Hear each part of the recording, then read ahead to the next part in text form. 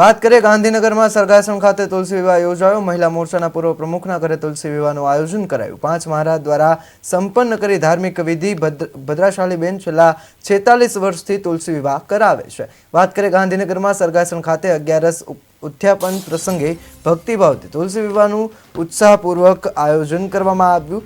ગાંધીનગર જિલ્લા ભાજપ મહિલા મોરચાના પૂર્વ પ્રમુખ ભદ્રશાલીબેનના ઘરે તુલસી વિવાહ યોજાયો। આ પ્રસંગે 5 મહારાજ દ્વારા ધાર્મિક ક્રિયાઓ પૂર્ણ કરી ભદ્રશાલીબેન છેલ્લા 46 વર્ષથી તુલસી વિવાહ કરતા આવ્યા છે। આ ઉપરાંત પોતાના સ્વર્ગસ્થ પતિની મનોકામના પૂરી કરવા તે ગરીબ અને જરૂરિયાતમંદો, શહીદો અને વિધવા બહેનો વગેરેને ઉદાર હાથે પ્રેરણારૂપ મદદ કરી રહ્યા છે।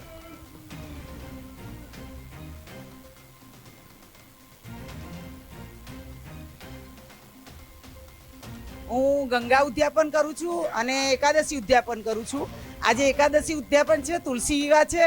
એમાં આ ભદ્ર મંડળ ભરવું પડે અને બધી સર્વે પૂજા થશે। બધા ભગવાનને આહવાન કરીને અહીંયા બોલાવાના છે।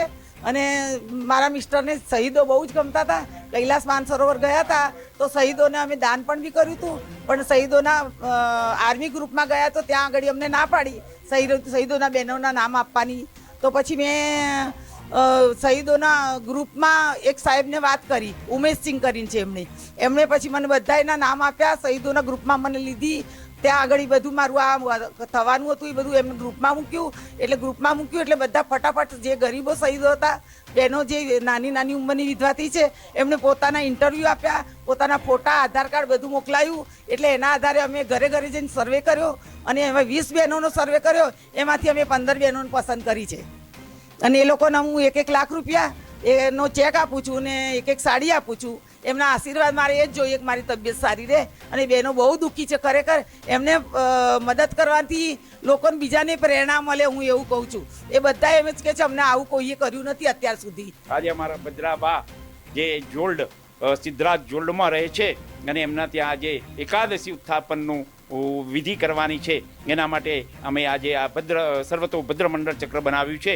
અને હવે થોડી વાર પછી ભદ્રાબાને ત્યાં એકાદશી ઉત્થાપનની વિધિ ચાલુ થશે। ભગવાન વિષ્ણુ આજે પાતાળમાંથી સ્વર્ગલોકમાં પાછા આવે છે અને આજથી શુભ કાર્ય બધા ચાલુ થાય છે। અને આજે તુલસી વિવાહ પણ છે અને ભદ્રાબાને ત્યાં અમે તુલસી વિવાહ પણ કરવાના છીએ અને એકાદશીનું ઉત્થાપન પણ કરવાના છીએ। અને ભદ્રાબાએ આ માટે ખૂબ ખૂબ બધાને આશીર્વાદ આપ્યા છે। એમના ત્યાં મોટો પ્રસંગ છે અને બધા જ ભક્તજનો પણ આજે ભદ્રાબાને આશીર્વાદ આપશે।